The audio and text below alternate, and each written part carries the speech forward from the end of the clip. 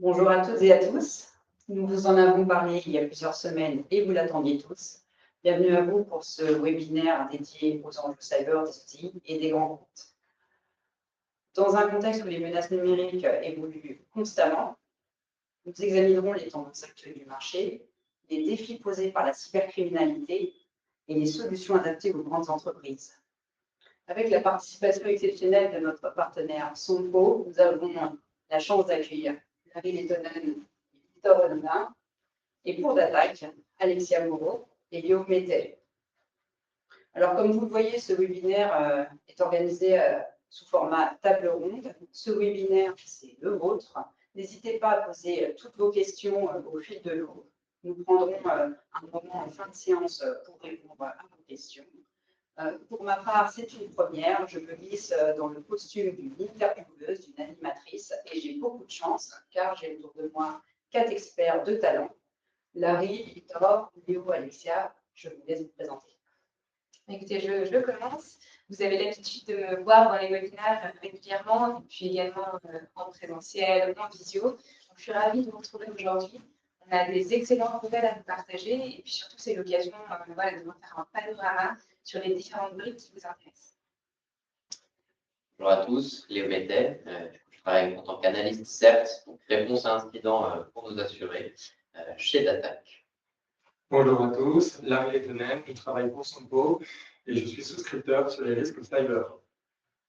Bonjour à tous, Victor Renodin, également chez Sompo et en charge du département de ligne financière, évidemment que cyber. Débutons ce webinaire en évoquant naturellement le contexte marché. Nous avons vu la dernière étude de Lucie qui a été publiée il y a quelques jours. Ce que nous pouvons retenir globalement, c'est qu'il y a une stagnation du volume des prix d'assurance cyber en France qui atteint désormais 317 millions d'euros, que cette stagnation s'explique en très grande partie par la diminution des budgets de renouvellement dans un contexte marché qui continue d'être un marché soft. L'autre point évoqué par le rapport, c'est naturellement la charge sinistre. Cette charge sinistre atteint en 2024 55 millions d'euros contre 38 en 2022. Cette augmentation de cette charge sinistre s'explique à la fois par le fait, et c'est une très bonne nouvelle, que le nombre d'assurés a augmenté, et donc mécaniquement, ça vient influencer in fine le nombre de sinistres. Mais cette charge s'explique aussi par l'augmentation de la fréquence sur le segment des ETI, ainsi que des sinistres d'ampleur sur les clients plus importants. Ce qu'il faut retenir, c'est que de fait, il me semble que c'est le meilleur moment pour les entreprises aujourd'hui de s'équiper à des conditions très attractives. C'est aussi mise en lumière par l'étude Lucie, puisque, et nous pouvons se féliciter de cela, il y a une augmentation de 32% du nombre d'assurés sur le segment ETI. C'est vraiment une très bonne nouvelle. Le point positif également, c'est que du coup, le landscape potentiel de business est très grand, puisque seulement 15% des ETI demeurent assurés aujourd'hui en cyber. C'est bien que tu le mettes en avant, Julie. C'est vrai que c'est dans l'étude Lucie et moi sur le terrain, c'est quelque chose que je vois beaucoup aussi. On a une explosion des demandes, donc c'est hyper positif dans le sens où les entreprises, elles ont cette volonté. On sent que les mentalités, elles changent aussi. Donc voilà, on voit ce côté un peu qui cascade des grandes entreprises, des habitudes des grandes entreprises sur les ETI, PME. Voilà, c'est bien de voir aussi que la théorie est corrélée finalement à ce que je vois sur le terrain. Du coup, chez son groupe, Larry, Victor, observez-vous. On observe exactement les mêmes tendances que vous venez d'évoquer. On constate, alors Sompo, nous, on est très. Aujourd'hui, le cœur de notre portefeuille, c'est le fonds des grands, le CAC 40, la IBEX 120. Ce que l'on constate sur ce périmètre-là, qui est un peu différent peut-être du cœur de cible et de Datac, c'est vrai. On voit les mêmes tendances, c'est-à-dire qu'il y a vraiment une concurrence accrue, clairement, on va dire féroce, On voit aussi quand même une augmentation des capacités, aussi au bénéfice justement de ces nouvelles primes hein, qui sont tendues. On voit aussi quelques sinistres significatifs par les grands comptes.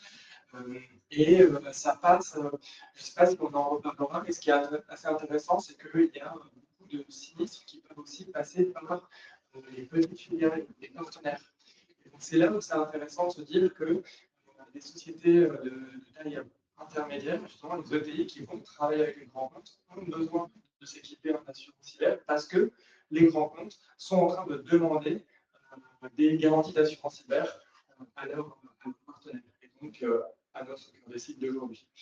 Et enfin, je dirais que clairement, on voit aussi un élargissement des garanties qui va de pair, je crois, avec l'actualité de data. Nous en parlerons, je crois. C'est un très bon teasing là.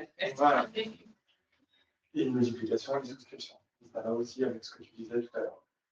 Effectivement, pour vous partager également l'activité chez l'ATAC, ce que nous avons remarqué, et très tôt, dès l'année 2024, c'est une croissance des opportunités sur 3 segments particuliers.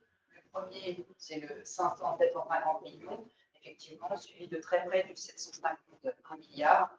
Sur ces 2 segments, nous avons davantage affaire à des clients qui sont déjà équipés. Et l'autre point très positif que nous avons remarqué, c'est la croissance d'opportunités sur le segment 200-300 millions de chiffre d'affaires. Et là, pour le coup, nous avons des clients primo-excédents et c'est plutôt une très bonne nouvelle de fait. C'est aussi peut-être aussi une meilleure maturité du risque au sein des sociétés. Préalablement, on n'avait pas forcément, ils n'avaient pas tous les prérequis pour pouvoir s'assurer. Et aujourd'hui, il y a vraiment une augmentation de risque. Est-ce que vous voyez aussi vos outils de scan? Oui, il y a de plus en plus d'entreprises éligibles à l'assurance. Léo, je ne sais pas si tu veux dire un petit mot, mais toi, tu les rencontres en fait tous les jours, les RSSI, tu leur parles, donc je ne sais pas si tu veux dire un mot dessus. Effectivement, on a de moins en moins de problèmes avec les prérequis. C'est quelque chose qui est assez facilement validé. Je pense qu'effectivement, il y a une meilleure maturité au fur et à mesure qu'on avance et que du coup, plus en plus de monde sont effectivement éligibles à l'assurance. Ce qu'on a observé également chez l'ATAC, c'est croissance des opportunités des clients français avec de nombreuses filiales à l'étranger qui veulent mettre en place des programmes internationaux, mais également des outils belges et luxembourgeois. Pour clore sur ce contexte de marché, il est important également de préciser que la multiplication des acteurs rend le marché très concurrentiel. Nous avons naturellement les assureurs traditionnels, généralistes. Nous avons à côté de ça des acteurs qui étaient initialement présents en ligne d'access qui reviennent en primary. Et naturellement, nous avons des nouveaux entrants déjà présents en France spécialisés, tels que nos confrères de chez Stoic que nous saluons, mais également des nouveaux entrants à venir, tels que ProMichel. C'est un marqueur fort, hein, ça veut dire que vraiment ce marché il grandit. Il y a d'autres acteurs que nous qui s'en aperçoivent et tant mieux, hein, ça confirme les tendances. Chez l'ATAC, ce qui est positif, c'est qu'on s'améliore constamment. D'ailleurs, c'est grâce à vous, hein, courtier. On prend très souvent la température auprès de vous, vos souhaits, vos retours, et c'est comme ça en fait qu'on peut adapter nos garanties, nos plafonds, notre approche. L'accompagnement, c'est quelque chose de très important pour nous, comme humains. Donc, on va en reparler tout à l'heure, c'est corrélé avec les annonces qu'on va faire. Et donc, dans ce contexte, il est tout simplement primordial de se distinguer par une proposition de valeur différente. Et c'est ce que nous faisons chez DATAC en tant qu'acteur spécialiste.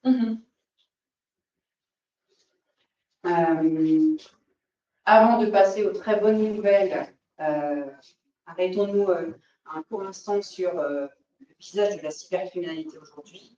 On le sait tous, la cybercriminalité est omniprésente, elle est massive et elle est en augmentation continue. Et cette augmentation continue est liée à plusieurs aspects qu'il est important de préciser. D'un, c'est malheureusement très rentable. Et si on devait parler de résultats générés, cela se chiffrerait probablement en milliards d'euros. Deux, la cybercriminalité profite des évolutions technologiques et informatiques. Or, nous le savons tous, l'innovation va beaucoup plus vite que la régulation. Et dans ce contexte d'innovation forte, les cybercriminels sont tout simplement à la pointe sur ce sujet.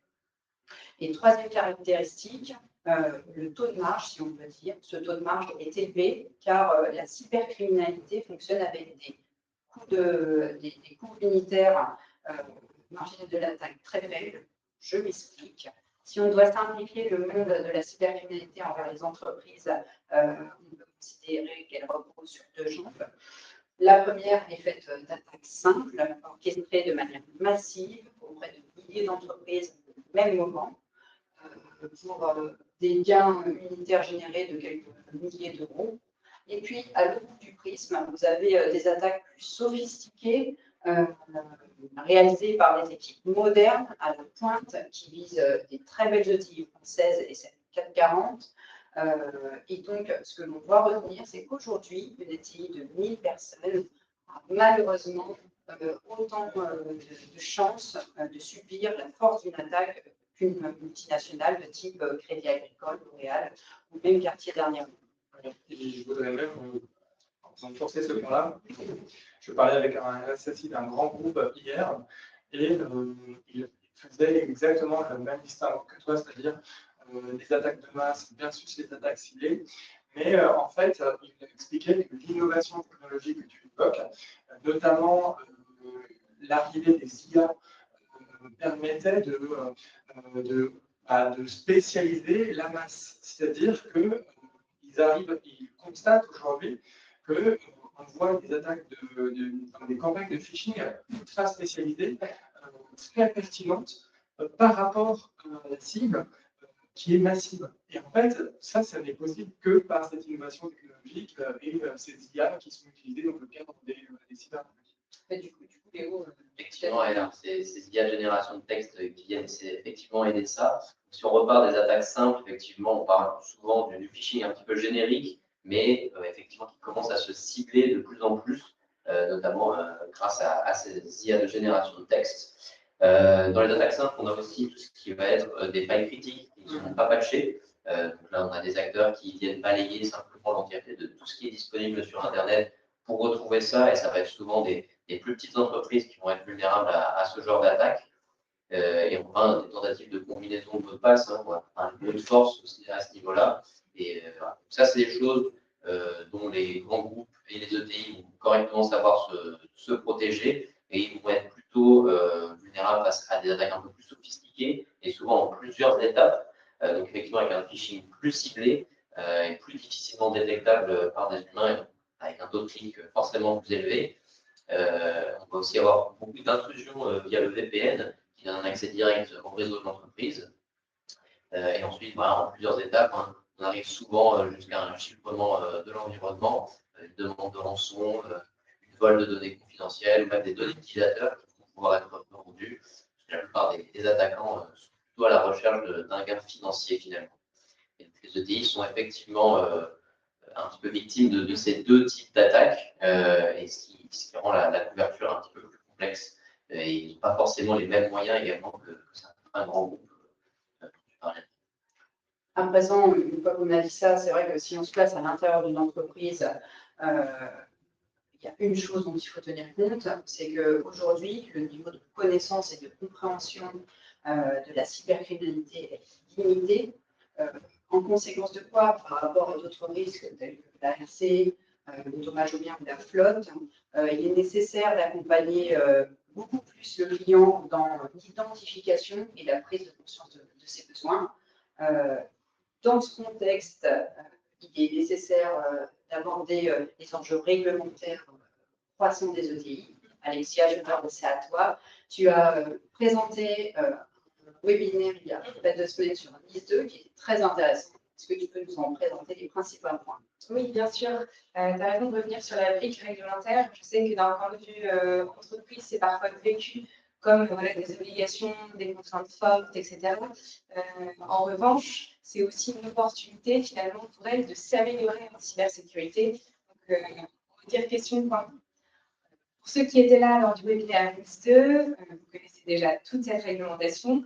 Pour ceux qui n'avaient pas pu y participer, je vous en redis voilà, quelques mots dans les grandes lignes. À nouveau, il s'agit vraiment d'une brique de l'approche d'attaque, c'est ça qu'il faut bien garder en tête. Donc, la directive NIS2, qu'est-ce que c'est? C'est un cadre européen qui va finalement venir renforcer la cybersécurité des organisations. Elle va bien plus loin, hein, cette version, que la première version, NIS 1. Et elle s'applique désormais avec un spectre qui est plus large, à la fois en matière de chiffre d'affaires, mais également en matière de secteur d'activité. On va retrouver des nouveaux secteurs, par exemple tout ce qui est collectivité territoriale. Ce n'est qu'un exemple parmi tant d'autres. Concrètement, NIS2, elle va venir imposer à ces organisations plusieurs choses. Tout d'abord, un renforcement de leur niveau de cybersécurité, mais aussi sur le volet incident, de la transparence et voilà, une certaine manière de déclarer ces incidents, de pouvoir les notifier aux autorités compétentes. On distingue deux types d'organisations. On va avoir des entités essentielles et des entités importantes. Vous pouvez regarder le replay pour avoir un petit peu le détail de ce qui s'applique à l'une ou l'autre de ces catégories.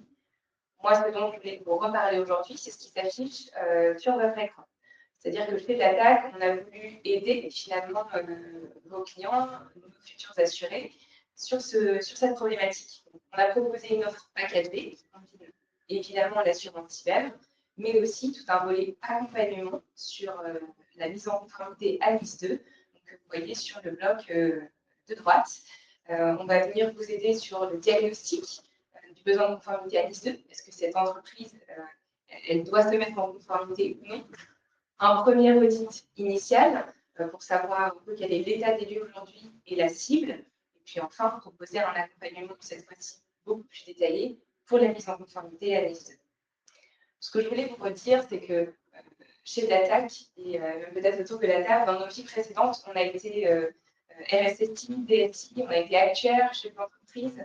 On connaît le terrain, en fait. On vient du terrain. Et c'est pour ça qu'on sait répondre aux besoins de nos clients parce qu'on était de l'autre côté de la barrière il y a pas si longtemps. Merci beaucoup, Olivia, pour ces précisions, ce qui me permet de faire le lien avec cette très belle slide. Cette très belle slide dans le fait que chez Datac, nous plaçons le client au cœur de nos préoccupations. Sur le segment des ETI, nous venons de le voir, les enjeux réglementaires, juridiques, opérationnels et financiers sont de plus en plus prégnants dans le quotidien des clients, ce qui nécessite d'avoir une approche extrêmement fine, des solutions sur mesure et innovantes, bien sûr. Cela nécessite surtout d'avoir une agilité suffisamment développée pour venir intégrer tout le long de la vie du contrat, tout le long de la vie du client, l'ensemble des évolutions nécessaires, telles que l'augmentation du chiffre d'affaires soit, mais bien sûr aussi l'accompagnement à l'expansion à l'international, les nouvelles garanties ou les nouvelles activités du client. Pour résumer, l'expérience client est vraiment centrale dans l'approche grand compte. Effectivement, c'est notre porte chez Datac. Voilà, l'élection s'affiche le nom finalement de cette nouvelle approche. Donc, c'est chouette, ça nous fait passer par une nouvelle dimension. Sur la gauche de votre écran, vous avez deux piliers sur lesquels j'aimerais revenir. Le premier, c'est lors de la souscription, une équipe dédiée d'experts en assurance et en cyber. Concrètement, on veut être à vos côtés à chaque étape de la souscription. Vous n'êtes jamais seul.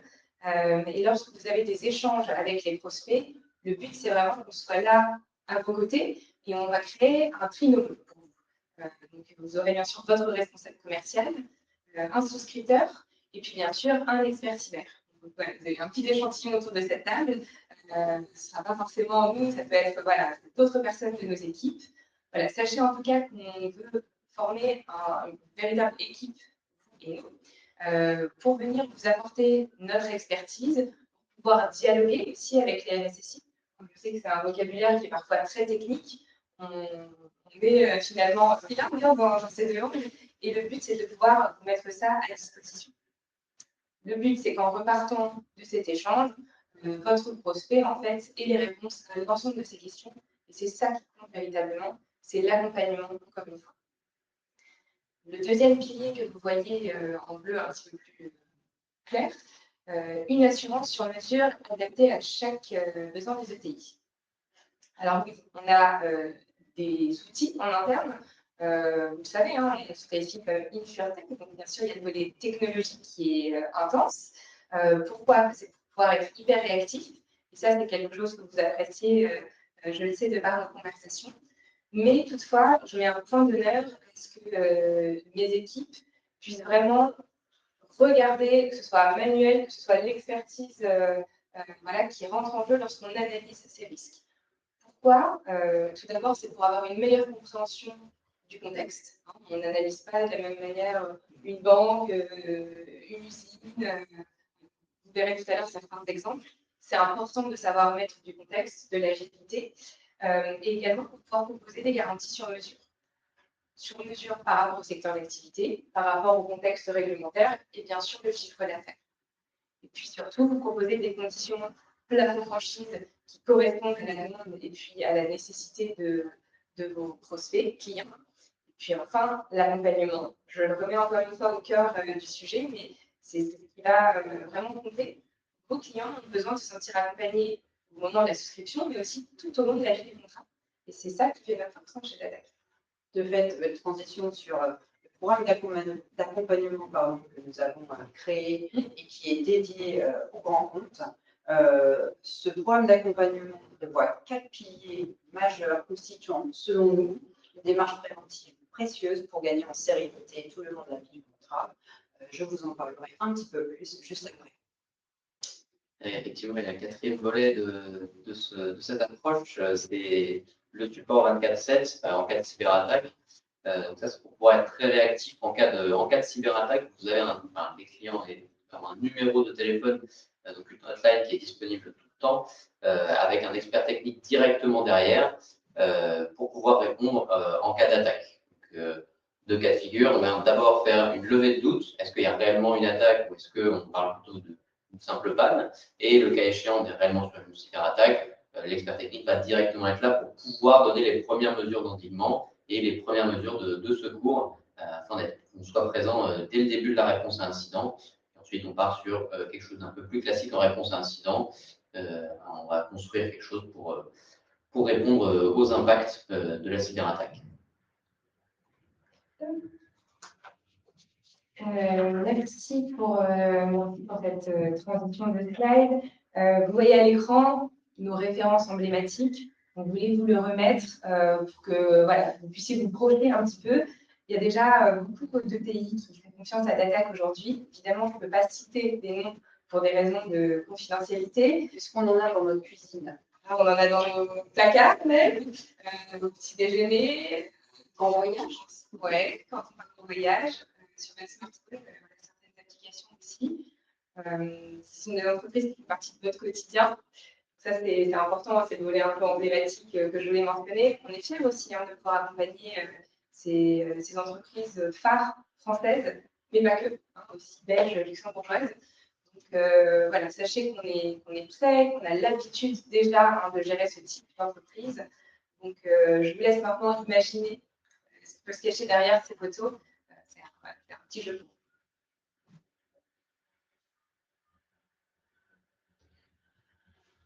Peut-être un mot sur les programmes internationaux, tu en parlais tout à l'heure.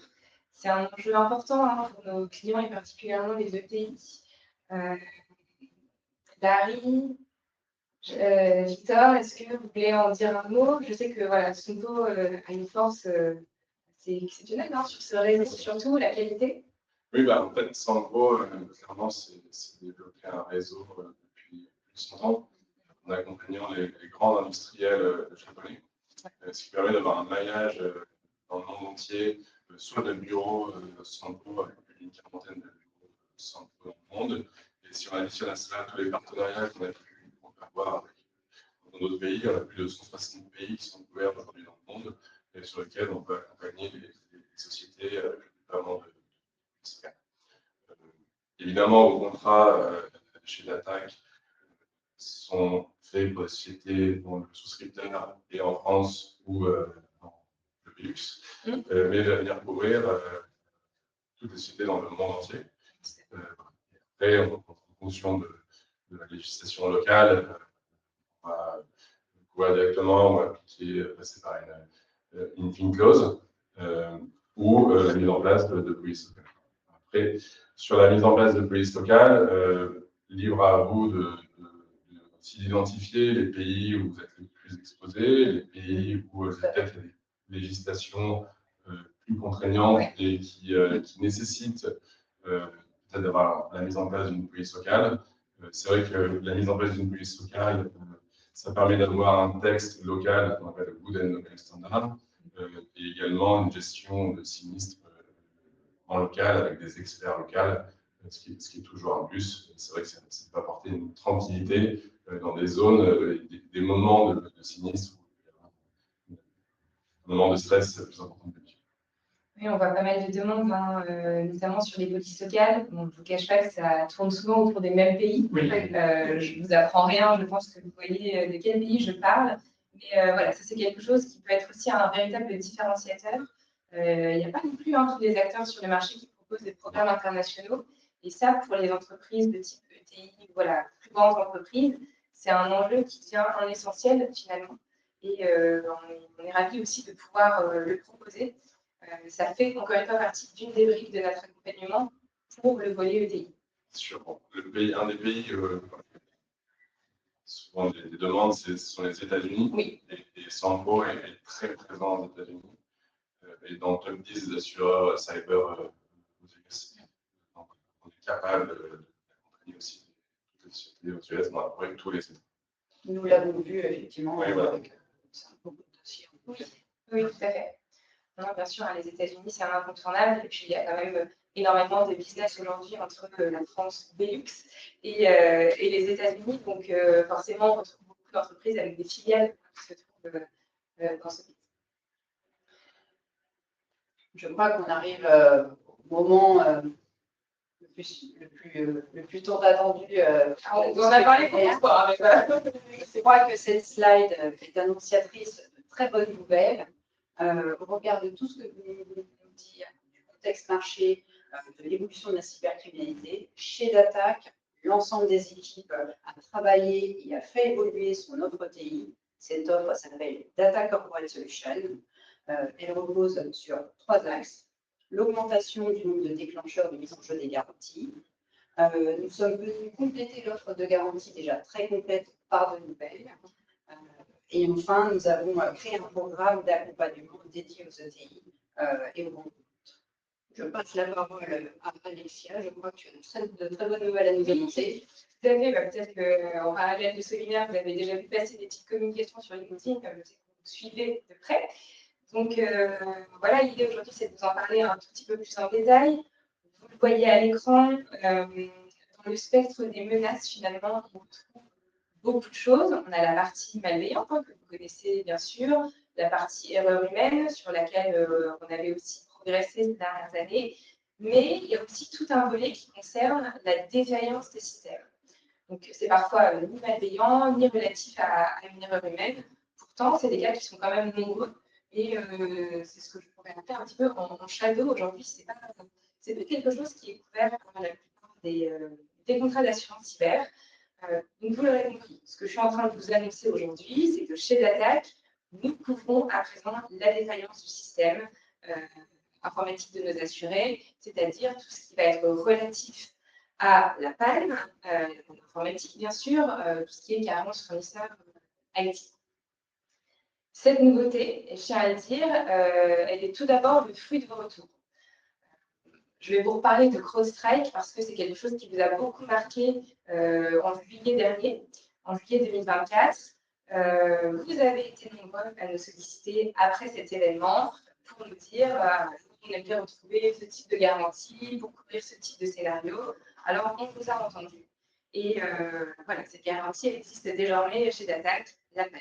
C'est votre contrat idéal finalement. N'hésitez plus. Concrètement, de quoi s'agit-il? C'est un déclencheur de garantie, la défaillance du système informatique, qui va venir s'activer même en l'absence d'actes de malveillance ou de cyberattaque. Autrement dit, si le système informatique devient indisponible ou qu'il est fortement dégradé, tous les scénarios que vous pouvez imaginer finalement à cause d'un dysfonctionnement informatique, insiste dessus, la couverture elle va venir se déclencher. Ce type de défaillance, ça peut venir d'un problème interne à l'entreprise, c'est certain, mais aussi d'une défaillance chez un prestataire IT. Je pense que vous l'avez vu, vous avez sûrement des exemples en tête. Je vous ai reparlé de CrowdStrike à l'époque parce que c'était un emblématique de l'année dernière, mais voilà, c'est quelque chose qui arrive très fréquemment. Et finalement, aujourd'hui, vous pourrez rassurer vos assurés chez Data qu'on va pouvoir couvrir toute cette facette-là. Je ne sais pas, Larry, si tu veux rajouter un point dessus. C'est quelque chose qui est important. Je pense que tu as ressenti ça aussi sur le marché. Tout à fait, c'est une demande qui était devenue assez importante suite au scénario que tu évoquais. Oui. Et je pense que ce qui est important aussi de noter, c'est que quand je vais arrêter, tu l'as dit au détour d'une phrase, mais je pense que c'est très important d'insister là-dessus, c'est que cette panne, elle va aussi bien considérer la panne sur le système d'information de l'assuré en France, donc c'est les informations, les systèmes qui lui appartiennent, mais aussi les systèmes d'information qui sont déportés, et il y en a de plus en plus aujourd'hui, notamment pour les ETI, où aujourd'hui, vraiment, on a des systèmes d'information qui sont, si je peux le formuler comme ça, de droite à gauche, et qui sont donc du coup dépendants des infrastructures IT de leur prestataire. Donc, on va jusqu'à couvrir la panne IT du prestataire IT, de l'IT provider. Voilà. Et ça, finalement, c'est se mettre à niveau sur les enjeux de la réalité terrain de vos clients entreprises. Peut-être un mot, parce que là, je vous ai beaucoup parlé de la panne. Je sais que c'est quelque chose de vraiment crucial pour vous. Donc, je voulais le mettre en avant. Voilà, bonne nouvelle. Ce que vous voyez aussi à l'écran, dans les garanties toujours les plus complètes, voilà, on a enrichi aussi des choses. Je voulais vous parler du breaking. Là, je vais simplement vous parler en mots-clés. C'est des choses que vous pourrez revoir en détail avec vos responsables commerciaux. Mais voilà, retenez la panne, retenez le breaking, retenez aussi que notre offre, elle va venir s'adapter finalement à tous les contextes. On parlait du réseau industriel tout à l'heure. C'est le cas. En fait, on va venir couvrir bien sûr le réseau IT, bureautique, et le réseau outil. Voilà, c'est un peu les termes qu'on entend plutôt sur le volet industriel. Et enfin, notre offre, elle est aussi en phase avec les évolutions technologiques. On parlait d'intelligence artificielle tout à l'heure. Bien sûr, lorsqu'il s'agit de logiciels d'intelligence artificielle, d'attaques de phishing créées par des IA, ça aussi, bien sûr, on va venir le couvrir. C'est pour que vous ayez vraiment en tête que notre approche, elle est globale et surtout, elle s'adapte aux enjeux de vos clients. Merci Alexia. Effectivement, ce sont de très bonnes nouvelles. Et pour compléter l'ensemble des évolutions, nous avons créé un programme d'accompagnement dédié aux ETI qui repose donc sur 4 piliers majeurs, constituant selon nous une démarche préventive précieuse pour le client. Un, qu'il gagne en connaissance sur les risques cyber, et deux, pour qu'il gagne en préparation en cas d'attaque. Ce qu'il faut retenir, c'est que ce programme d'accompagnement peut être dispensé à la fois en distanciel ou en présentiel chez le client. Comme vous le voyez à l'écran, ces 4 piliers reposent sur un, l'échange régulier entre les équipes IT et celles-ci du client et nos experts pour avoir une parfaite compréhension du landscape IT, des projets en cours à venir et du fonctionnement de l'entreprise. Deux, cela passe par une présentation complète des outils et des services de prévention cyber inclus dans l'offre et disponibles sur Datac Défense, mais également des services optionnels essentiels et emblématiques comme le Pentest. Le troisième pilier repose sur le fait de procéder à une sensibilisation des collaborateurs de l'entreprise face aux risques cyber. Et enfin et surtout, je tiens à remercier vraiment Alexia pour avoir œuvré dans la création de ce kit. Ce programme contient le pilier kit de résilience cyber. Ce kit rassemble l'essentiel pour réagir efficacement en cas d'attaque et il est utilisable immédiatement. Je pense qu'aujourd'hui, aucun d'entre nous ne partirait en vacances ou en randonnée sans une trousse de secours. C'est bien ça, Alexia? Oui, c'est un peu ça. En fait, pour l'anecdote, il y a quelques mois de ça, j'avais lu un article justement qui parlait des plans de préparation en cas de catastrophe naturelle. Peut-être que vous aussi, vous l'avez vu passer, mais vous savez, les gouvernements en Europe avaient proposé à leurs citoyens une liste de choses à mettre dans un sac à dos de secours. Donc, la lampe torche, comme tu disais, le kit de secours, la barre aux céréales. vous avez l'idée. Et je me suis dit, pourquoi pas transposer finalement ce concept à la cyber. Est-ce que nous aussi, on ne pourrait pas proposer un kit de résilience cyber à nos assurés?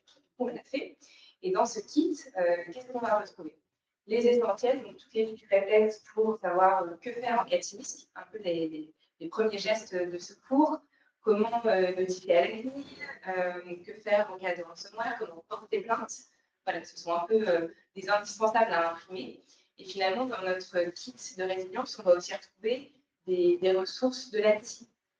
On les a toutes rassemblées. Et donc, ce sont des ressources qui sont clés pour aider les entreprises en fonction de leur secteur d'activité également. Il y a même des exercices de gestion de crise cyber. Et ça, c'est vraiment intéressant. Il faut s'entraîner. On dit souvent, c'est en tant que dès qu'on prépare la guerre, là, c'est un peu la même chose. Cette offre Data Corporate Solution est un vrai gage de sérénité pour l'assuré. Naturellement, je ne peux que vous inviter à vous rapprocher de vos interlocuteurs commerciaux privilégiés, Augustin, Jules, Thibault, Chloé, Silvio, qui se feront un plaisir de poursuivre la présentation de cette offre à vos côtés afin que vous soyez suffisamment à l'aise pour la proposer à vos clients. Et toi? Merci. Une fois qu'on a parlé de l'offre Data Corporate Solution et de toutes ces nombreuses qualités, il convient de parler du CertiBride d'attaque. Léo, est-ce que tu peux nous en dire un mot? Oui, effectivement. Alors, j'ai parlé un petit peu tout à l'heure de l'outline qui, du coup, des particularités du CERT d'attaque. Donc, on a en interne une équipe de réponse à incident. Lorsqu'une attaque survient, le numéro de téléphone, je le rappelle, donc 24 heures sur 24, 7 jours sur 7, sans franchise, avec un interlocuteur technique derrière. Ça fait partie des particularités dont on est assez fiers.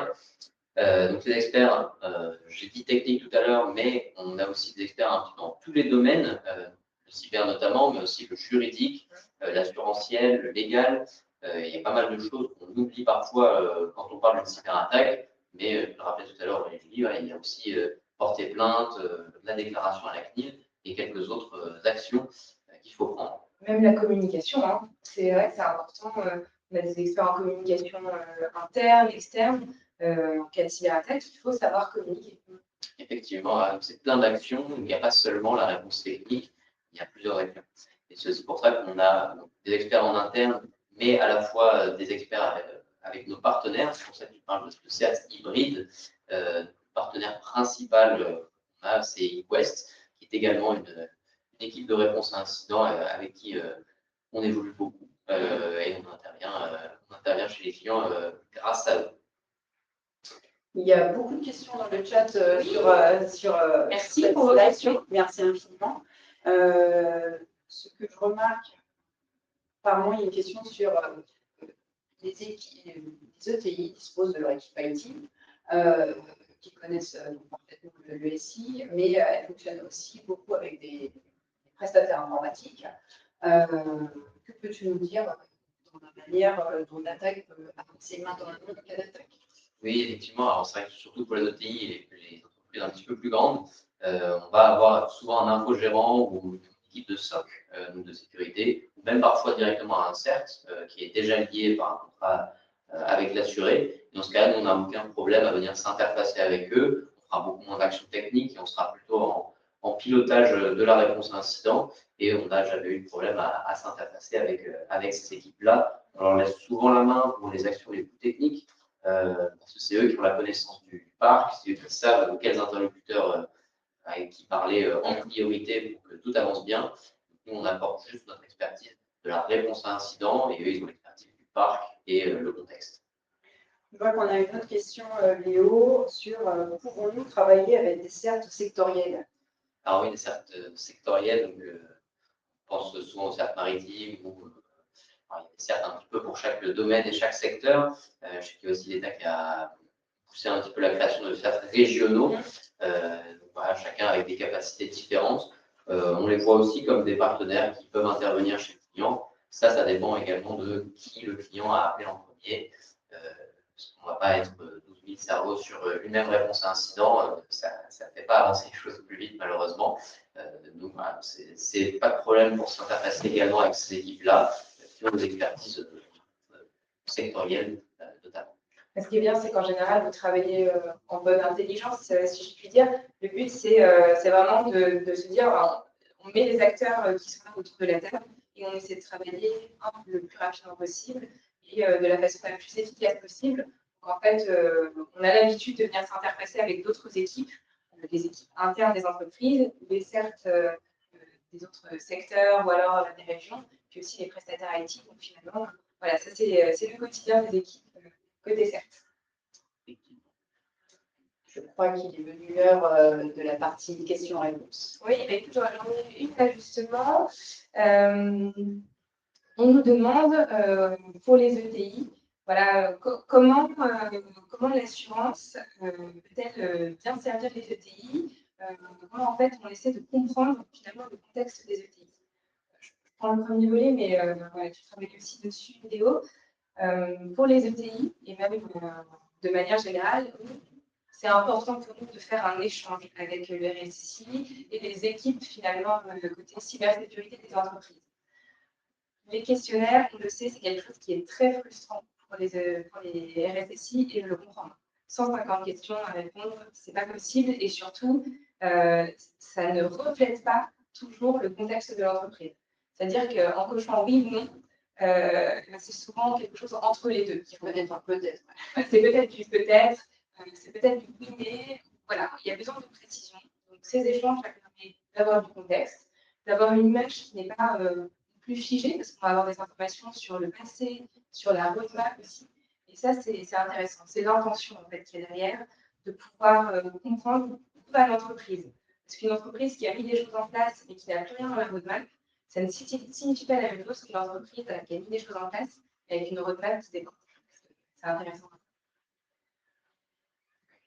Je regarde pour les autres questions. Pour l'appel, bien sûr, il y a des questions et je vous remercie pour ça. Est-ce qu'elle est en option? Comment ça fonctionne? Comment la déclencher? Oui, effectivement, c'est une option.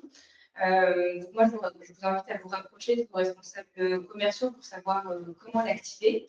Voilà, l'idée, c'est vraiment de pouvoir la proposer aux entreprises qui en ont besoin. Je sais aussi que tous les secteurs, tous les budgets ne sont pas intéressés. Donc, voilà, c'est effectivement une option.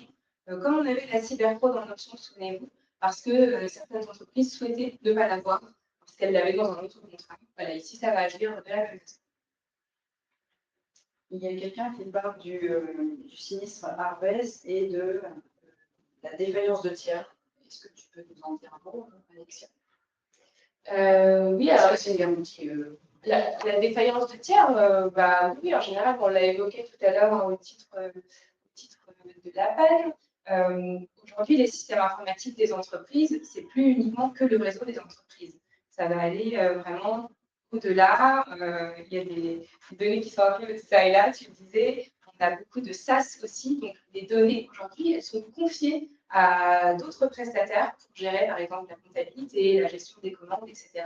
Et c'est surtout ça qu'il faut prendre en compte, ce sont les données des entreprises. Et c'est comme ça qu'on va pouvoir couvrir ce qui leur arrive et surtout les impacts financiers pour les entreprises. Effectivement, je regarde, vous avez posé beaucoup de questions. Je ne sais pas si on aura le temps de répondre à toutes, mais en tout cas, je vous rassure, on pourra vous répondre individuellement à chaque question. Si vous n'avez pas trouvé la réponse aujourd'hui, on me demande si les slides seront partagés. Alors oui, hein, je confirme, la présentation que vous avez vue aujourd'hui, elle vous sera partagée. Il y aura aussi d'autres communications, des newsletters, des choses comme ça pour vous donner plus d'informations dessus. Et encore une fois, le meilleur moyen, c'est de contacter vos équipes, vos responsables commerciaux de référence qui nous en disent beaucoup plus. Est-ce que je passe, votre avis nous intéresse, votre avis nous est précieux. Offrez-nous 1 minute de votre temps, s'il vous plaît, pour répondre à 6 petites questions. Le sondage va vous être adressé à l'issue du webinaire accompagné de la présentation. Nous approchons de la fin de ce webinaire. Le développement des grands comptes, comme nous l'avons dit, est un enjeu stratégique fort pour d'attaque. Le cyber est aujourd'hui un domaine d'expertise, raison pour laquelle nous avons créé une offre dédiée. Nous voulons aux côtés de Sandro, nous avons un appétit réel d'accompagner vos clients, de développer une activité suffisamment durable, que ce soit en prémo-couverture ou en reprise. Et nous saurons, avec vous, faire la différence. Vos responsables commerciaux sont dans les starting blocks pour suivre la présentation de cette offre. N'hésitez pas à les solliciter. Un grand merci de son coup, Victor, d'avoir été là et d'avoir partagé votre expertise. Merci à vous. Merci à vous. Merci Alexia et Elio. C'est un bonheur de vous avoir au quotidien chez Datac. Merci Aurélie-Julie pour ton rôle de présentatrice. Je pense que vraiment là, nos interlocuteurs ont bien compris. Merci d'avoir animé cette session. Merci à vous qui nous avez suivis peut-être avec votre déjeuner. J'espère que vous avez passé un agréable moment. Et puis, on est prêts pour vos questions et prêts pour vos prochaines souscriptions. Sans oublier Cathy et Julien en backstage qui nous ont permis de créer cet événement. Ce fut en tout cas pour moi un réel plaisir. À très vite. Merci à tous. Merci.